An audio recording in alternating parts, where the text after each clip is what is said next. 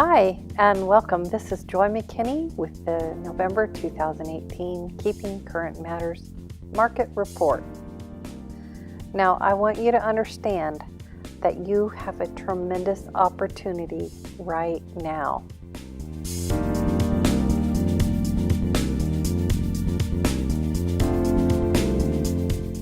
A tremendous opportunity right now, because you will know more about what's taking place in the market than many of our competitors do, and that gives us an advantage that we want to share with you so you have the same advantage.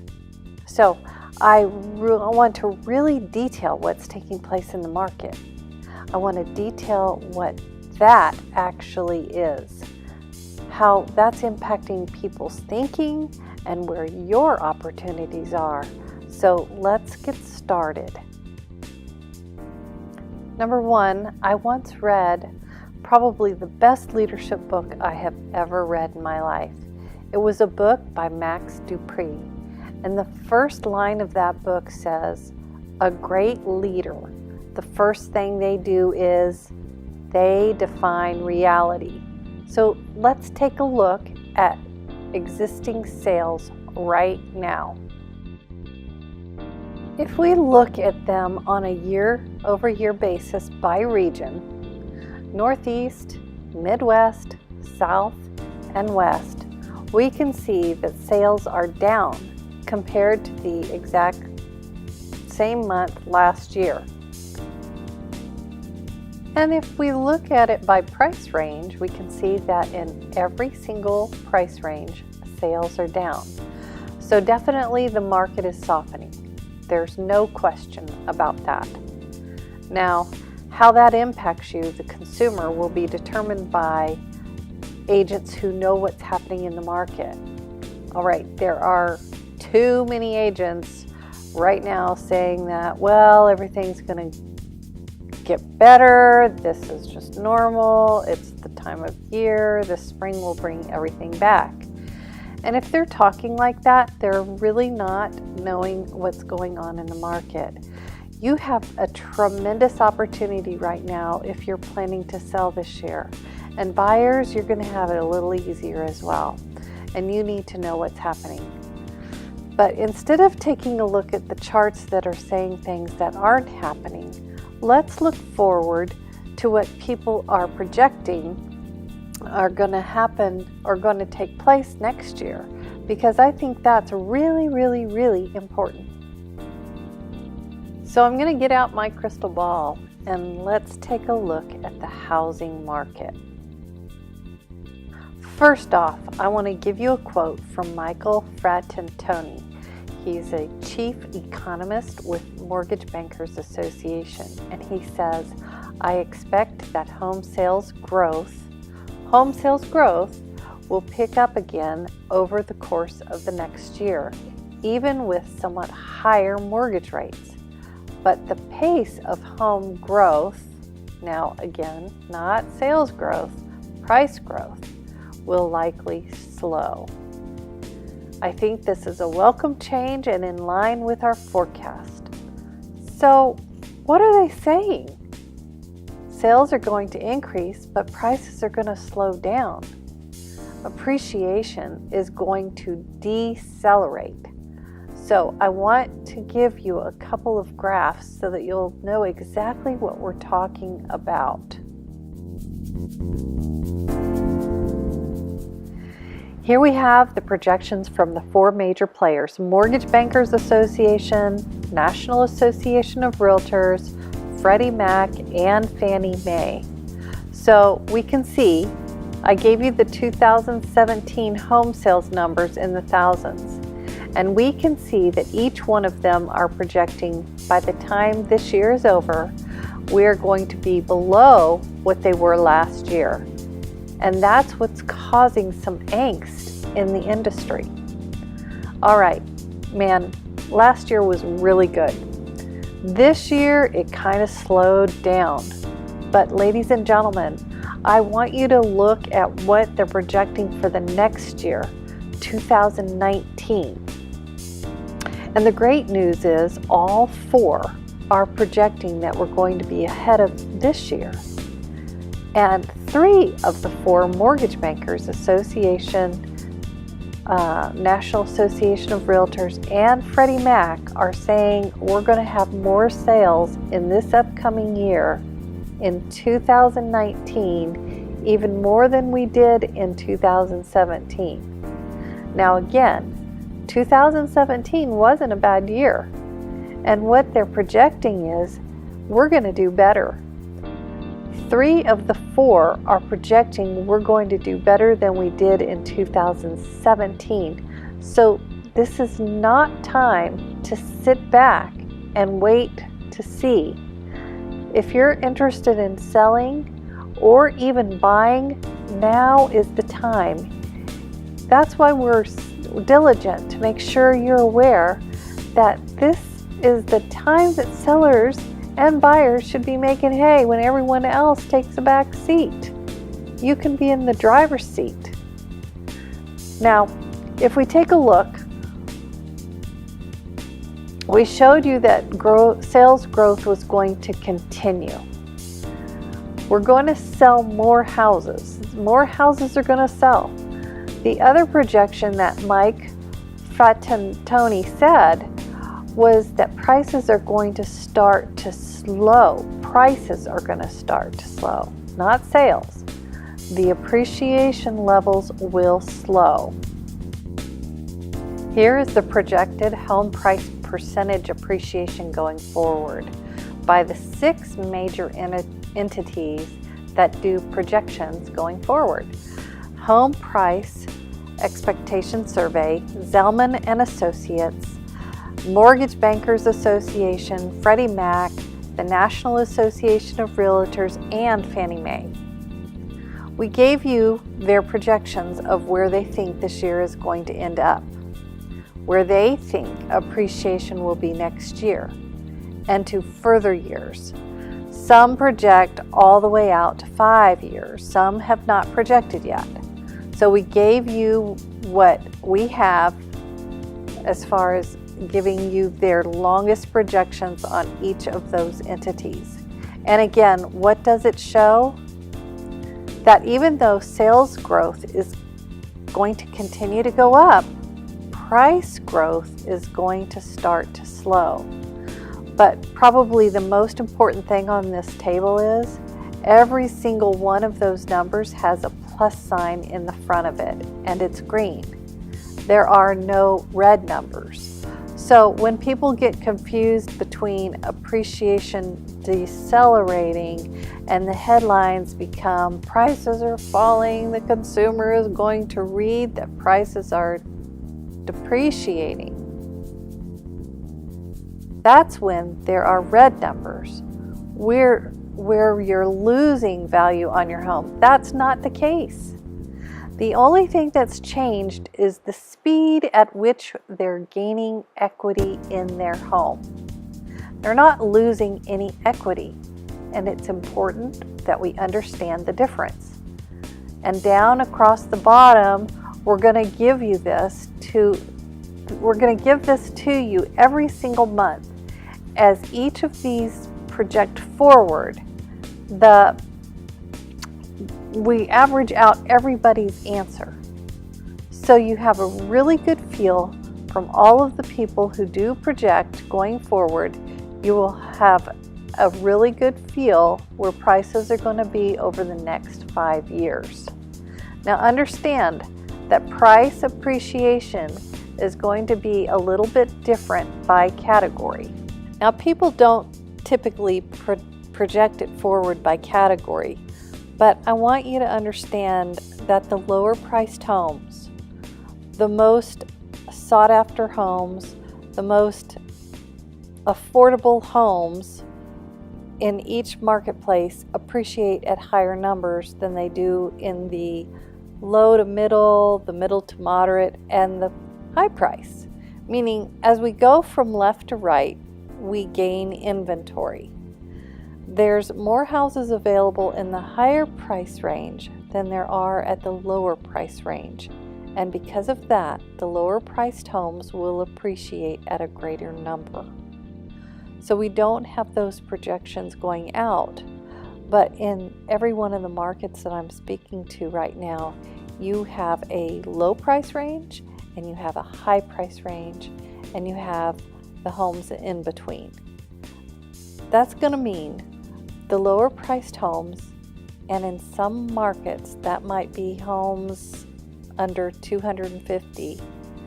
There are some markets the low priced homes start at 750, all right? But in our market, the low priced homes, that starter home that will appreciate, they will appreciate at a quicker rate, a quicker level than the most expensive homes in our marketplace. So I want you to understand that. Now, part of the reason everything is slowing, and there's good news and bad news to this, is the bad news is things are slowing down. Good news is we're starting to get more and more inventory. Now, for the last 37 months, the amount of inventory we had in any particular month was less, and sometimes dramatically less, than the same month the year before. But over the last 4 months, we've either broken even like we did in July, or in 3 of those 4 months, inventory is higher this year than it was the same time last year. So the whole inventory challenge we had is starting to change, and that's good news. Ladies and gentlemen, now the not so good news is our homeowners, or you, if you're a homeowner, are not gonna be able to enjoy the 6, 7, 8, 10, and in some places 12% appreciation every year. Because as more inventory comes to the market, remember, price is determined by supply and demand, and this will even out. Ladies and gentlemen, let's not forget, it was just a year ago that most realtors were on their knees praying to the gods that 2 things would happen. Number 1, that they'd get more listing inventory because we needed those because we didn't have enough for our buyers. And number 2, that prices would slow up before we hit another bubble. Both of those things are happening. There is more inventory coming into the market, and appreciation is decelerating.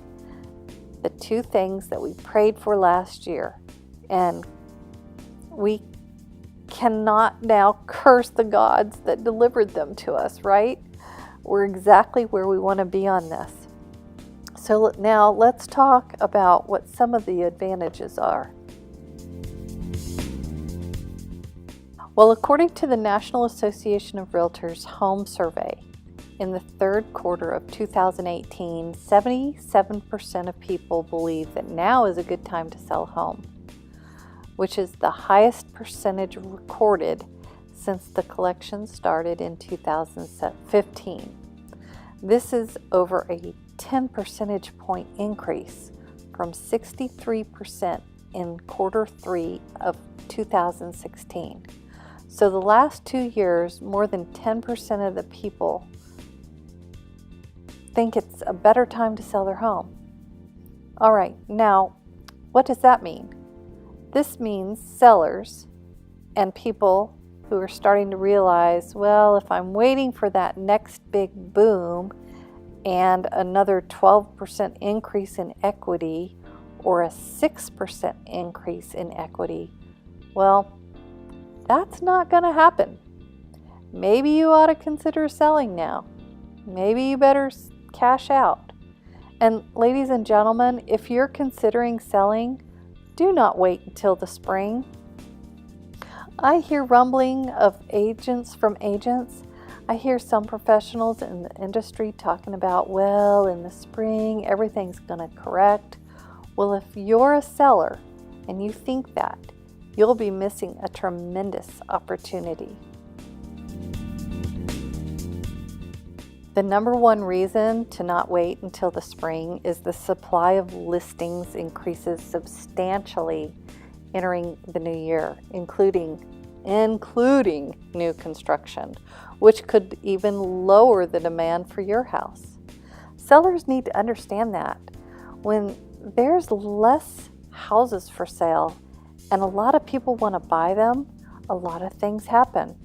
First of all, they fight over it. The buyers fight over those houses. A lot of houses get more than full price offerings.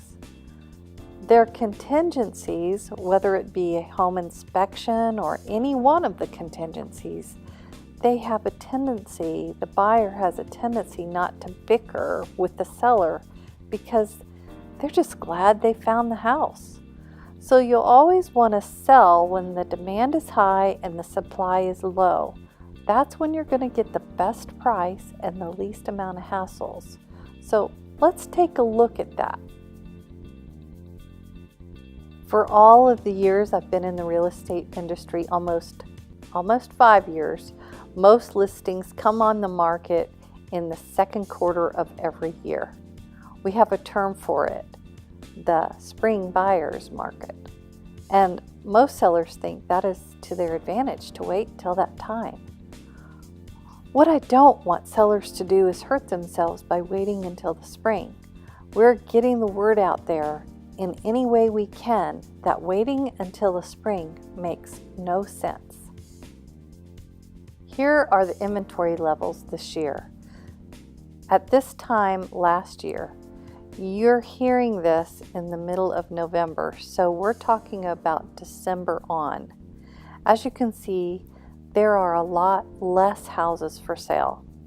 This is the available inventory each of those months. There are a lot less houses for sale in December, January, and February than there are in April, May, and June. So to wait until, March, April and May to put your house on the market, you're waiting until a time when there's a lot more inventory available, which means a lot more competition with your home. So now sellers will say, yeah, but that's when the buyers come out. Well, that's not necessarily true. It's just not true. If we take a look at the month's supply of inventory, how many buyers are there compared to how many houses are selling, compared to how many houses are available? You want to sell when that number is the lowest it can be.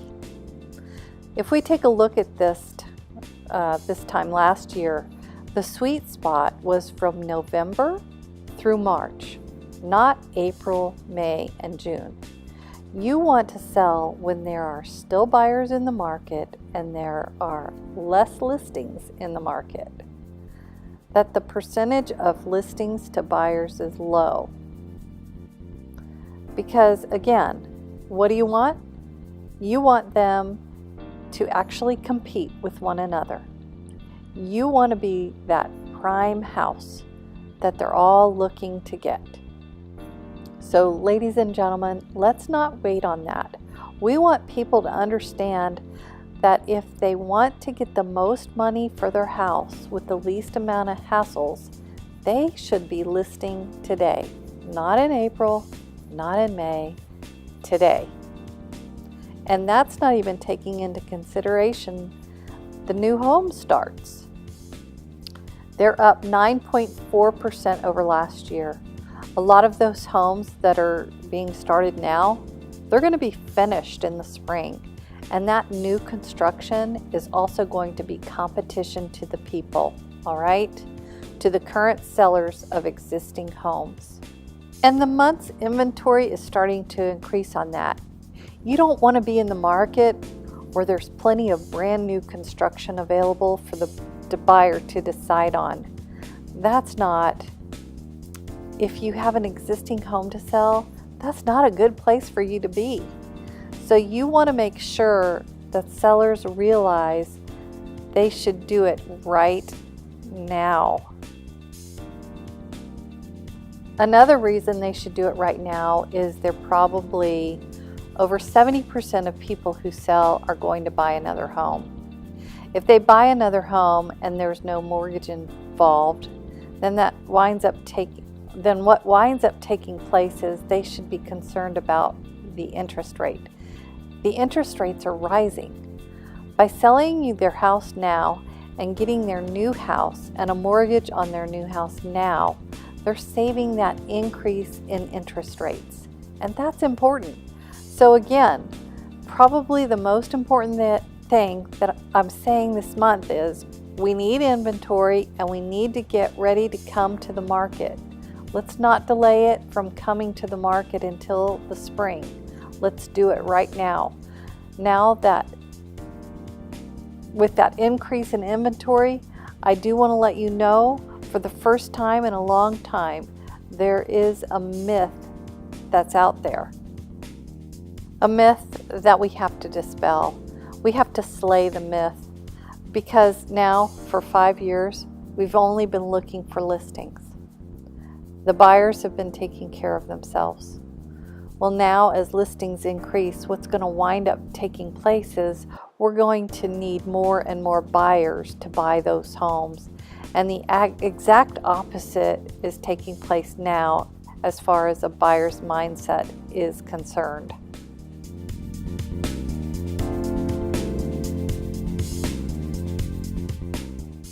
Freddie Mac did a report on renters and a survey of renters. 75% of renters believed renting is more affordable than owning.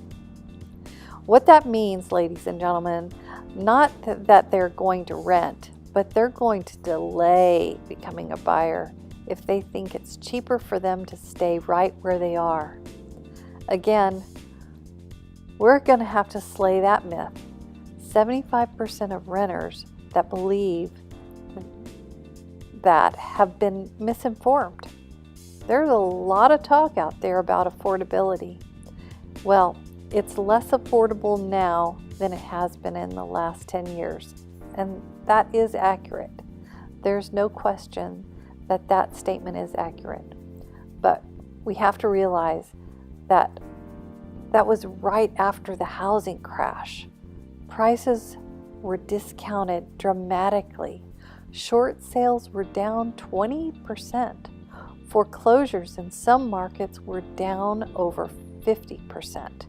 And that impacted the house next door that wasn't a distressed property. So you've got every house that you've ever purchased in the last 10 years at some sort of discount, and you've got it at a phenomenal interest rate. So yes, it was more affordable to buy a house over the last 10 years than it is today. But if you go back from 2000 to 2007, if you go back from 1990 to 99, if you go back to 1985, when they first took records all the way up to 1990, it's more affordable today than at any time during those times. According to the latest Trulia study, 26.3% cheaper to own a home instead of rent it. Now that number is down from 2016 when it was 41% cheaper, but it's still 26% cheaper to own than to rent. And the renters don't understand that. And they want to buy, ladies and gentlemen. That same Freddie Mac report talked about, they actually surveyed millennials, Gen X, and baby boomers and said, all right, which category do you fall in? You can't afford to buy it, but would like to at some point. You're working towards it, or you have no interest in owning a home at all. Well, we can see, especially with millennials and Gen X's, the numbers are dramatic. They can't afford to buy, but would like to, or they're working towards it. And the challenge with both of them is the same. Maybe the reason they've not jumped in there yet is because they can't afford it. But because they think they can't afford it. As a matter of fact, the same survey, when asked what events would influence your decision to buy a home, 63% said, once I'm able to afford a home, I'm going to buy a home. And again, 75% think that it's cheaper to stay where they are, which is not true. So it's important to us that buyers know that yes, it's very affordable to buy. As a matter of fact, I've already given you the Trulia report. Here's the Zillow report. Historically, it would take, normally in historic averages, 21.2% of your income to afford the mortgage payment on a normal income on a normal house. Right now, it's 17.5%. That takes less of your income to own a house today than the historic norms. Renting normally is 25.8%, and we know that renting has to be more expensive than owning because the landlord is not, people think, well, I don't have to pay taxes, I don't have to pay for repairs. That's all worked in. The landlord is not paying your taxes on your rental.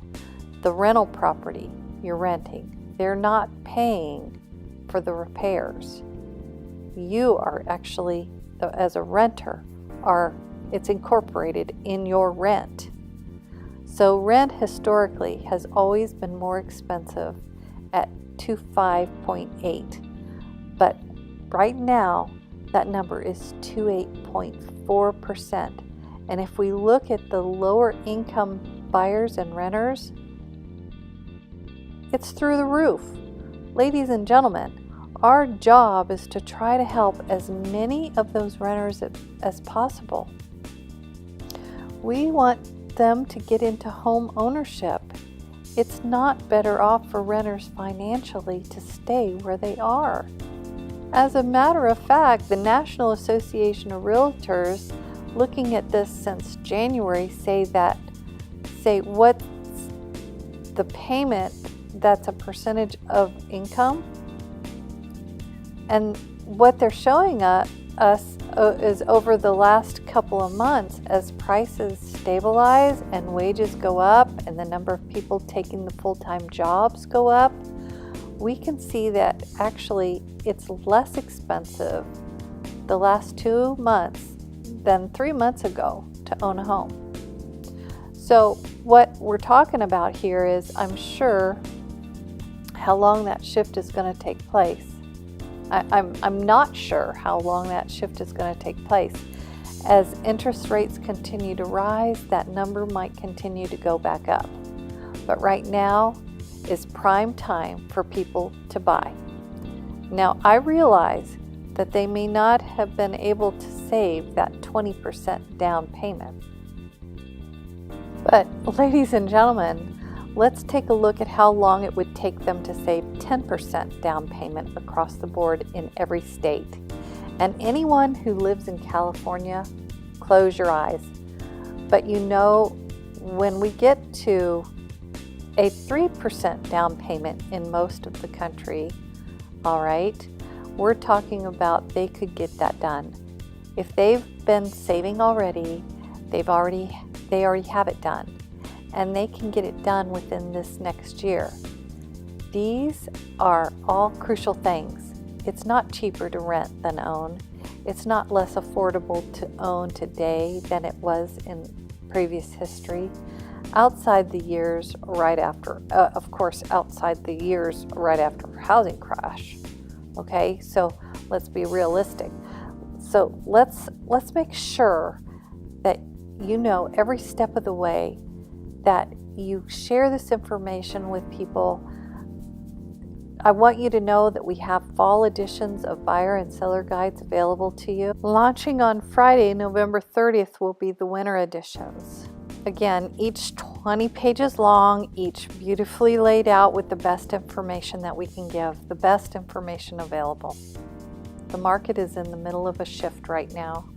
As always, ladies and gentlemen, especially since we're debunking some myths, There will be some people who are going to question some of the charts, some of the graphs that we have. That's why we always give you the resources to every single statement we make. You can go right to the original source, whether that be a study, an article, a quote from a white paper, whatever the case may be. All of that information is readily available to you. So if someone does question, since we're debating what some of the other media is saying, or questions you on it even, you can go right there. Trust is the single most important commodity we have here at Triple Crown Real Estate Group. In a shifting market, trust becomes even more important. As a matter of fact, a recent survey showed that 86% of consumers say trustworthiness is extremely or very important when choosing an agent. Ladies and gentlemen, in a shifting market, it's hard to give excellent advice because you have to know everything that's happening. As a professional, we do know everything that's happening. You have the graphs, the charts, the information to back up our claims. This is how we build trust with our clients, because we're able to explain that to a family sitting across the table, exactly what's happening in the market right now. We not only are able to understand your question, but we will be able to answer your question. And we'll be able to answer the question with the confidence, with graphs and charts and studies from multiple sources proving the point that we're making. That's where trust really is. And it's going to be the most important commodity in our industry.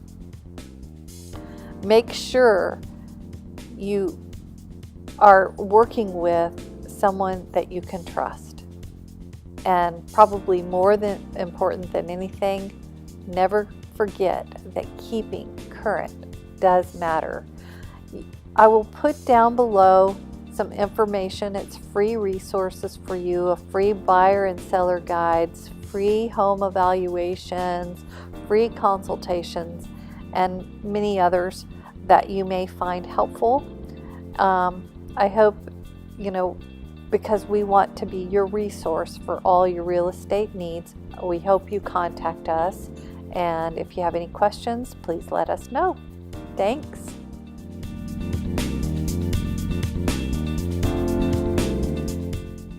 Feel free to give us a call, and we would be honored to help you.